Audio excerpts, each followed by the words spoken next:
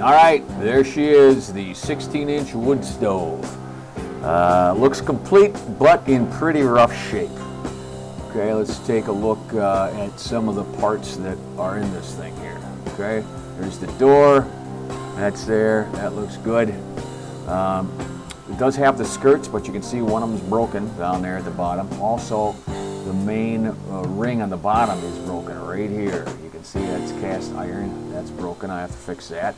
Perhaps the biggest thing is this big hole rusted in the back here. I don't know how I'm going to fix that. I'll probably have to fabricate something. It does come with the top. It's nice. The door works. The latch doesn't work, but at least the door swings open. Air inlet doesn't work. It does come with some cobwebs apparently. And the shaker looks like it works, but that big hole is the main thing. Also comes with the ash door here. You can see that. We're going to have to do some work on that, and the air inlet is locked on that as well as the handle. Plenty of rust though, so I mean there is that. You know, it'll be a job, especially that hole back there. And I'm going to have to fabricate a piece of sheet metal or something that goes in there. I'll have to think about that. But that is, you know, steel. It's not cast, so I should be able to weld to it. You know, weld in a patch of some type. So, you know, hopefully that works. At least it's fairly complete, you know, and the cast iron's in pretty good shape. I couldn't find, like on the bowl, normally those things will be cracked or something, but this one looks in pretty good shape. Hey, if you find yourself enjoying this kind of content and want to see more, why don't you mash down on that subscribe button? That helps us immeasurably. And then maybe punch the like button and give us a thumbs up and maybe comment and stuff. That helps us bring you more content like this. And now, due in part to the overly litigious society in which we reside, listen to my robot. Danger, Will Robinson! Danger! No, Will Robinson! Danger!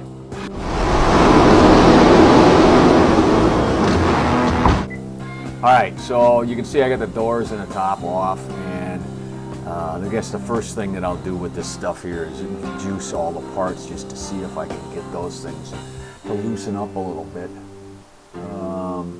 They're all locked up, so I don't want to take it a little easy. I don't want to break them because that cast stuff gets broken, and I'll even juice up the shaker stuff. Plenty of juice on there.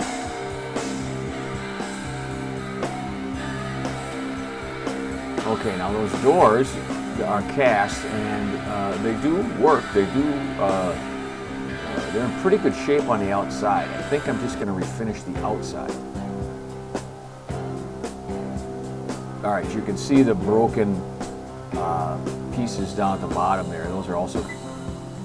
Okay, here you can see it's got some wire wrapped around this air inlet, just to, I guess, to make it on there so it doesn't fall out or whatever. I'll have to cut this stuff off here. It's got that on there, but it's locked on, so I'll get after it, I suppose. And I'll just try to lube that little nut thing in there and see if that works. I don't know. Until I get to it, I'm not sure if that will do it or not, so we'll see. Alright, I got my safety stuff on here, and we're going to wire wheel this stuff up. We'll just start with this. As you can see here, you hold it hard against the wheel, you know, and it comes out pretty quick. You know, I don't want to sit here and let you watch all this stuff while I'm doing this, so you get the idea. Okay, there's some of these nickel-plated parts here too that I'm going to both wire wheel just to get most of the rust off of it, and then you know, I'll take it on the other side of the grinder with the buffer and see if I can't get that polished up better too after I get all the grit, rust, and stuff off with the wire wheel. So let's get started on that. Again, I don't want to, you know, have you sit here and watch me do this for 20 minutes, so we'll All right, so here we are on the other side of the grinder, and this has a buffing wheel on. I just used some white chrome buffing compound against a muslin wheel, and I'm going to see if I can't polish out this nickel plated stuff. It looks like it's going to work pretty good if you look at it. Again, this kind of stuff here is going to be, you know, it's just boring to watch. So, you know, look at it though. It's buffing out pretty nice, even along the edges there. It'll take a while, but I don't want to have you guys sit here and watch me do this for a half an hour. So, let's get. All right, so here I have the main body outside with my angle grinder with both the braided wire wheel and the regular, you know, cup wire wheel. That braided one is very aggressive, so I'll try not to use that too much, but the cup one works really well for stuff like this. It also generates a lot of dust, so I kind of have that body out on a little workbench on the outside of my shop, so that all of that rust doesn't get airborne and I breathe it in and I get over everything. Again, here's another one of those deals where I do this for 45 minutes and you know, you guys don't want to watch that, so we'll kind of move along.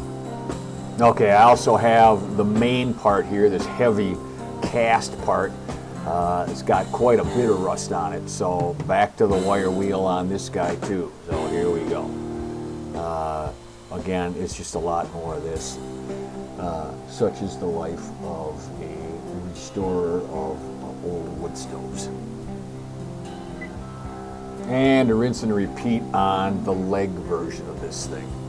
Okay, again, just with the grinder and the wire wheel, we take this all down to, you know, as much of the pitting and the rust and stuff as I can get off of it. All right, here we are. I got her all set up for the welding. You can see I just tacked it here a little bit just to hold that skirt on. And it is cast iron, so it's just a bear to weld. I've never had very good results with welding cast iron. There's a lot of different specialized rods out there. There's a lot of different specialized things to do out there. You can heat it, you can do all that stuff. I've just never had very good luck with it. So what I end up doing is just using a 60-13 rod, which is a standard welding rod, and welding it without preheating or anything else. It cracks a little bit, it's porous, there's some porosity in the weld. It's not the best way to do it, but through my experience, it works okay. It works as well as anything else I've tried, especially on something like this that's just, you know, it's not a collector piece or anything else. So, okay, so I got that all tacked and welded back together, and I ground her down a little bit, and it's okay. I mean, there's some porosity in there and some other stuff. I mean, you know, whatever. I also did the same to this little nickel skirt. I welded that and did the same thing with the flap wheel on the angle grinder to kind of grind down the weld a little bit. Again, porosity, but there's not much I can do. It's welded cast iron. Okay, so making the patch panel for that big rusted out spot. I just have a piece of sheet metal. This is probably 16 gauge, fairly heavy. I've drawn a line on there about 2 inches, so I'm just going to cut her down to size and you know, see if I can't bend it around to make a patch panel. Just cut it with my angle grinder and a cutoff wheel.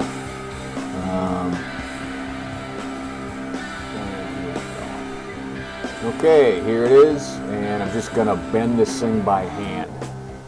It's 16 gauge, so it bends pretty easy. I'll try to make it as uniform as I can. And I'll probably make it a little smaller, the radius a little smaller than 16 inches, so it kind of clips on to that barrel part of it. And maybe just, I got to hit it right at the end here a little bit, just because you don't have as much leverage right at the end. But I'll try to get her to fit as close as I can. Then I'll clamp it to that barrel part, and we'll go from there.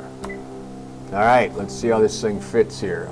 push this on here. Boy, that's not too bad, honestly. You know, yeah, this thing fits okay. I'll put it on here again, and you can see. I think that'll work pretty good, honestly. It covers all the holes. Fits nice and tight, tighter than I thought it would, honestly.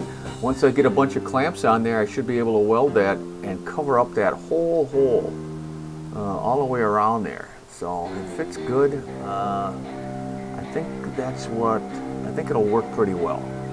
So let's get on to that. Okay, here you can see I got it all clamped up with every vice grip I own and some C-clamps and stuff, but it is in the proper position. So what I'll do is I'll put a bunch of welds in there with my MIG gun. I get really good control over the heat, so I don't have to worry too much about burning through. I'll just take it easy, and I'll go by and I'll wire feed all of this stuff in. It's flux core, so it's not heliarc, or it's not shielded or anything. It's all just flux core.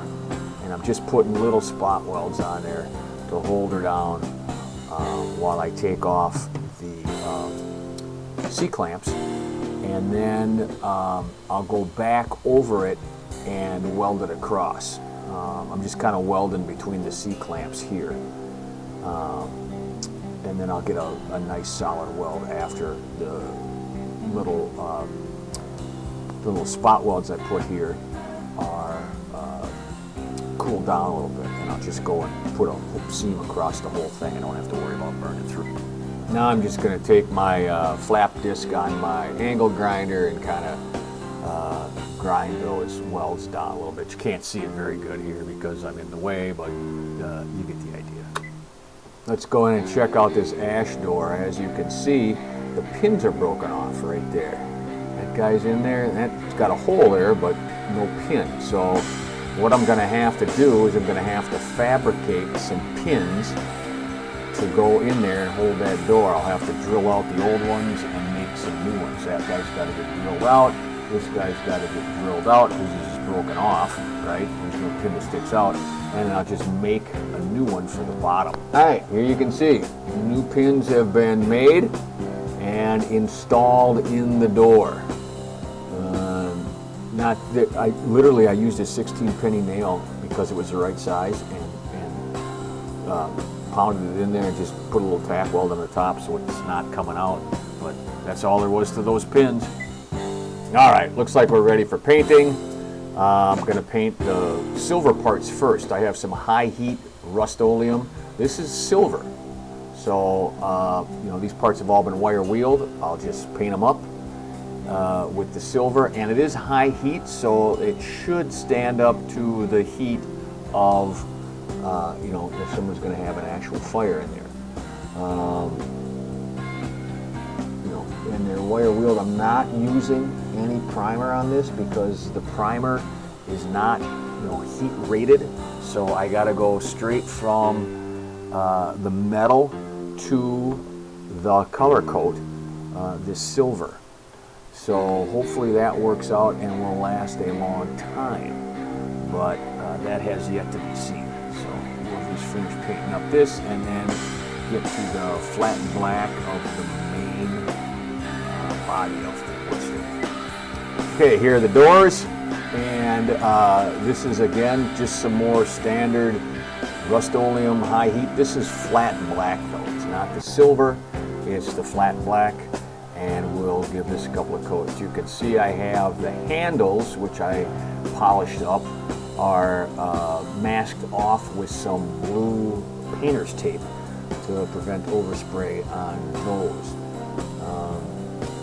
I got to get in here real close and stuff, so I just didn't want to have to go back over those with some brake cleaner or something to remove the paint. I thought these were small parts and stuff. I'll just mask them off, and it'll be easier that way. And it pretty much was. So try to get 2 coats on this also. First coat is just a medium coat, not heavy, not light. I do want to get full coverage though, and then the instructions say that you can wait you can recoat anytime, but it becomes, you can handle it in about an hour. So what I'm going to do is put this first coat on and then wait about it. Okay, now for the main body. Again, this is the flat black Rust-Oleum high heat barbecue paint. So I'll just put a quick coat on this whole thing. I'm not going to paint the whole inside, but maybe just the lips and stuff around the doors I'll paint, so that'll look good from the outside. And as I go around here, I'm just trying to get into all the little nooks and crannies and not try to get too much on so that it runs or anything else. Like I said, I'm not painting the inside. That'll just probably burn off anyhow. But I am getting the part that you can see, right when you open the door. Paint all the way around. I'll pay special attention to that patch panel I put in. I want to make sure I get that really good, and also the base, that main cast iron part on the bottom.